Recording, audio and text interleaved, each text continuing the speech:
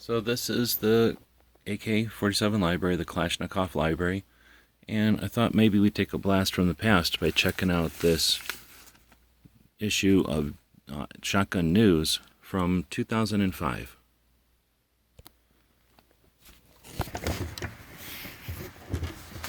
Alright, so this is, I don't know why I have this one setting out. I don't think it was anything fancy. But I did have it sitting on the shelf there, so it's probably got some article in it or something I think is interesting. But I thought let's take a quick look at the J&G sales ad from Shotgun News. So for people that don't know, Shotgun News is large format, meaning physically large. I guess I could probably bring this thing up even further. So this is a large format paper. It's made out of newspaper, and this thing would be on the, well, I guess it's still available. It's called something else now, Firearms News or something. But I don't think it's the same format anymore. But the large format paper, kind of a newspaper, would be available on newsstands pretty much all over. And this was what we had before the internet. And a lot of people would check these things out, either had a subscription or would grab them at newsstands. And pretty cool. So let's dig in. We've got a J&G thing on the front page here. We've got a Russian Mosin for 69 bucks, and then Model 10s for 179. We dig in, and there's an index, mostly of the ads, because this was kind of like a gun show in a newspaper. So this was sort of like a layout of the tables or the ads in here. You got the Knox report. This is Jeff Knox doing the article that his dad had started.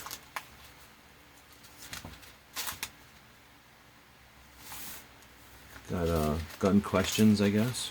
Some photographs, which were decent for a newspaper type format. And you can see there's ads everywhere, but there's articles going through. There's already some articles, and you may notice a lot of the companies in here are still kicking. Most of these companies went on to the internet and are still out there. So now we get to the J&G, 2 pages here. So this is the J&G. We got a CZ52 over here for 90 bucks. There's a CZ40 for 300 bucks. There's that Russian Nagant again for 69. We got a Swiss, K-Swiss for 84 bucks down here. Here's a Romanian AK, a Wasser, for 319. And if you'll notice below there, we've got a parts kit, a Romanian parts kit, for $89. If I can get that thing to focus. For $89, you could get a Romanian parts kit. And that's what the parts kits look like. They're basically a Romanian AK, not a Wasser at all. It's a G kit. So these came from their National Guard. They're semi-auto versions, and they would chop them in a couple of places on the receiver, and then take all that and jam it into a bag, and that's how we would get a G kit.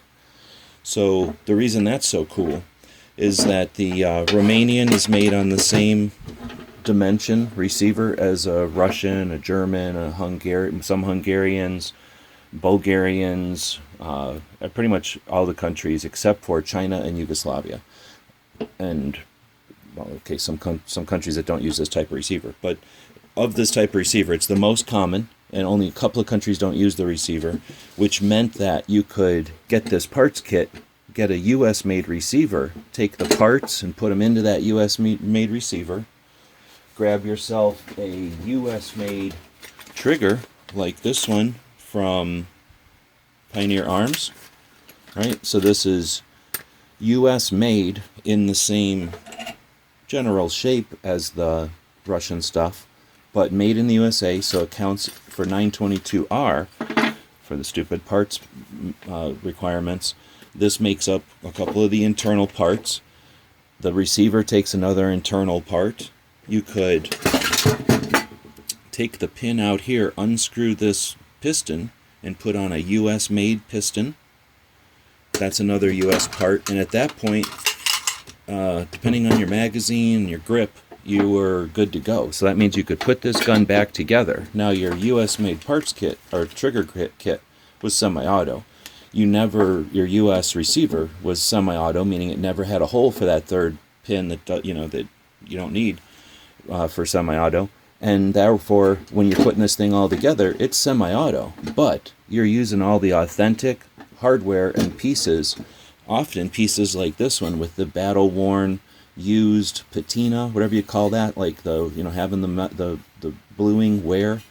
All that kind of stuff, which makes it look cool. And for those of us who were building these in, remember, 2005, a lot of people were, there was people just heading out to the global war on terror, but there was quite a few older folks that were sick of getting these things. These were built during the Cold War to take us all out. So when we could have access to this for $89 from J&G, and I'll give you a little hint, they were a little cheaper if you bought more than one. Let's just put it that way. So these things were very affordable. They were not difficult to put back together as far as things go, as far as other guns. They're not the easiest. They're not an AR. But they're not very difficult to put back together. And once you got the knack of putting them back together, the best part about this having a populated barrel is that it was a working gun, so headspace and everything was good to go, and all the parts were in here and everything. You would take this to a drill press or a mill and pull out some of these rivets. That would free this part up from this little scrap of receiver that's left, which was neat because you could see some markings and stuff on it, but you'd throw that away, and then take out some pins here, take out some pins here. Everything comes off of your barrel.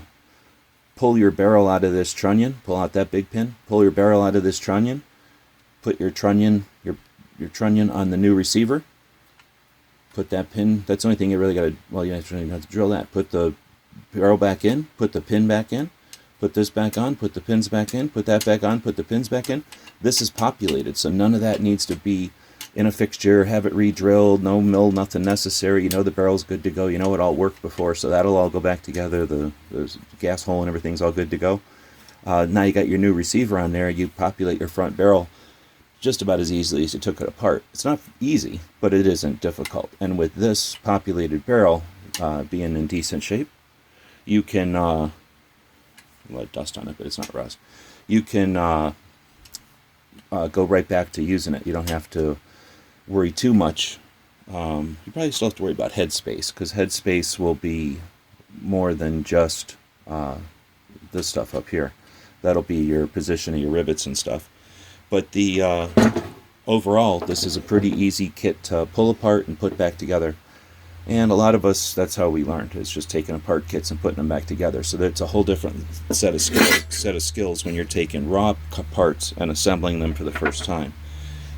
So people that are looking for a little easier way to get into it, or just an easier build than others, or just looking for more of these original parts, because the same thing that goes with that wear and finish, having all that original on the barrel is always cool. So this is one of them. When they cost $89, you end up buying more than one. And we do have one that's still in the bag, all complete, no US anything with it. And that one's over at the auction house. So if you're interested in grabbing one of these, head over to the auction house. Let's see, that's the J&G, and that's a Romanian kit. And let us know, should we dig into one of these shotgun newses and take a look at some of the older ads and prices? We've done this periodically over the years. Every once in a while we'll do that. Dig a stack of these out of the pile and dig through them. And people get a kick out of it sometimes. It is interesting every time I pull it out to see how many of the companies are still out there. The prices, I don't really pay attention to prices too much anymore. I'm not buying anything, but the prices are always a hoot. Alright, until next time, let us know what you think. Thanks for watching.